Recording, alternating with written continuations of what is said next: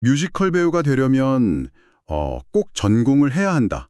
이런 생각 사실 떨치기 어렵잖아요. 네, 그렇죠. 아무래도 그게 좀 일반적인 생각이죠. 근데 오늘 저희가 살펴볼 자료들은 조금 다른 길도 있다는 걸 보여주는 것 같아요. 뭐 예고나 대학 뮤지컬과 이런 데 안 나왔어도 배우의 꿈을 이룰 수 있다.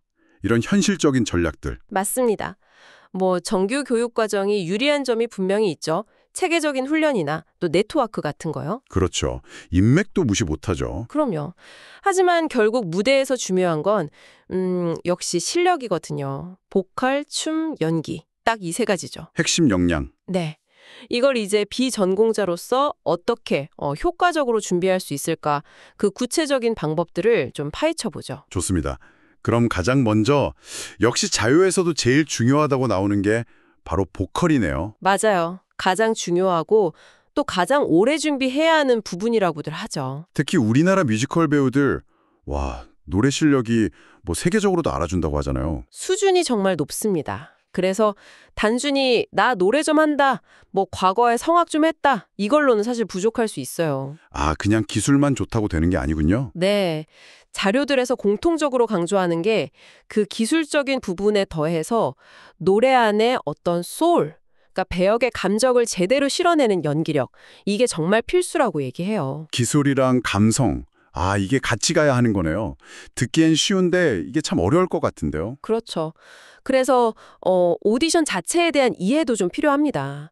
이게 보컬 중심 오디션인지 아니면 댄스가 더 중요한 오디션인지 이걸 먼저 파악하고 전략을 짜야죠. 전략이요. 네. 예를 들어서 어떤 자료 보면 성악 전공한 실력 아주 뛰어난 분이 뮤지컬 오디션 1차에서 그냥 떨어졌다는 거예요. 오, 왜요? 노래는 잘했을 텐데. 그게 바로 이제 뮤지컬 오디션의 특수성 때문인 거죠.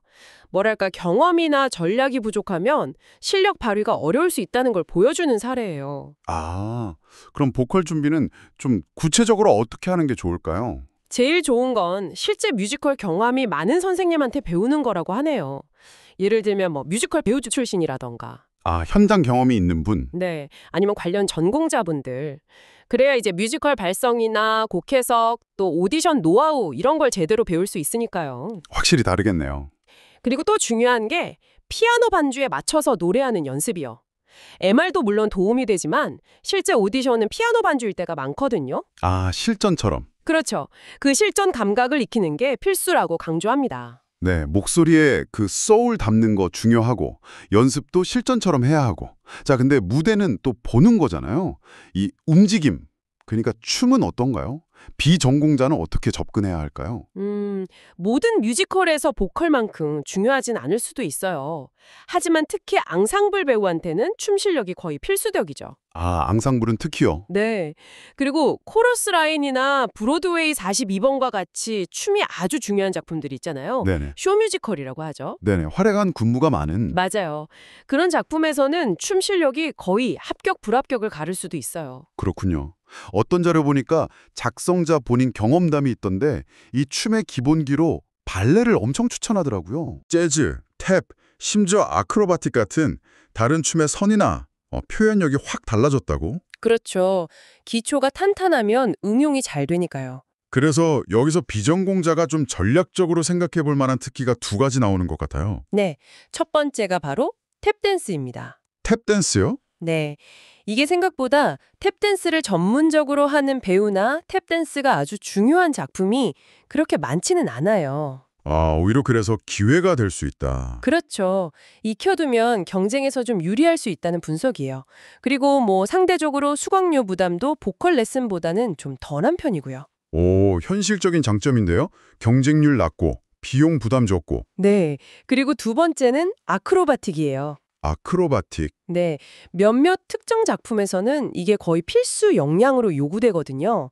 근데 지원서에 아크로바틱 가능 이걸 딱 체크하면 어떨 때는 서류나 1차 오디션을 그냥 면제받기도 한대요. 와, 1차 면제요? 그거 엄청난데요? 그렇죠. 바로 2차부터 참여할 기회가 생기는 거죠. 이것도 경쟁률을 뚫는 아주 효과적인 방법 중 하나예요. 물론 기본적인 노래랑 춤 실력은 있어야겠죠. 당연하죠. 그게 뒷받침되어야 이 특기들이 빛을 발하는 거고요. 자, 그럼 이제 좀 현실적인 부분도 짚어봐야 할 것 같아요. 전공자들. 이분들은 이미 뭐 몇 년 동안 체계적으로 훈련받고 또 엄청 치열한 입시 경쟁 뚫고 온 분들이잖아요. 맞습니다. 그분들이 쌓아온 시간과 노력 무시할 수 없죠. 그러니까 비전공자라면 그만큼 혹은 그 이상의 노력이 필요하다는 거, 이걸 좀 분명히 알아야 할 것 같아요. 네, 쉽지 않은 길인 건 분명해요. 하지만 이 자료들이 또 공통적으로 희망적인 메시지도 주고 있어요. 어떤 메시지인가요? 뭐냐면 실제 뮤지컬 오디션 현장에서는 뭐 어느 학교 나왔냐, 전공이 뭐냐 이런 것보다는 정말 그 배우가 가진 실제 능력, 그리고 그 배역에 얼마나 잘 맞는 캐릭터인가, 이걸 훨씬 더 중요하게 본다는 거예요. 아, 학력이나 전공보다는 실력과 캐릭터. 그렇죠. 실제로 비전공자, 뭐 고등학교만 졸업했거나 대학을 중퇴한 분들 중에서도 성공적으로 활동하는 배우들이 꽤 있다는 사례들도 나오고요. 와, 정말 배경보다는 실력으로 승부할 수 있는 분야라는 거네요. 네, 가명성이 분명히 열려 있다는 거죠. 포기할 필요는 없어요. 네, 오늘 쭉 이야기를 들어보니까 결국 비전공자로서 뮤지컬 배우를 꿈꾼다면 압도적인 보컬 실력은 당연히 기본이고 발레로 다져진 움직임, 여기에 탭댄스나 아크로바틱 같은 전략적인 특기까지 갖추면 아주 강력한 무기가 될 수 있겠네요. 정확합니다. 오디션은 결국 실력으로 평가받는 거니까요. 네, 실력이 관건이다. 꼭 기억해야겠습니다. 그렇습니다. 오늘 저희 이야기는 주로 이제 기술적인 준비에 좀 초점을 맞췄잖아요. 네, 보컬, 춤, 특기 이런 것들이요. 근데 마지막으로 이런 질문을 한번 던져보고 싶어요. 이런 기술적인 부분을 탄탄하게 갖추는 것 외에 전공자들과는 다른 나만의 어떤 색깔, 뭐랄까 캐릭터나 무대 위에서의 존재감, 이건 어떻게 만들어갈 수 있을까? 아, 기술 너머의 무한가. 네. 어쩌면 그게 비전공자로서 당신을 더욱 특별하게 만들어줄 또 다른 열쇠가 될지도 모릅니다. 이 질문에 대한 답을 찾아가는 과정, 이것도 굉장히 중요할 거예요. 정말 중요한 질문이네요.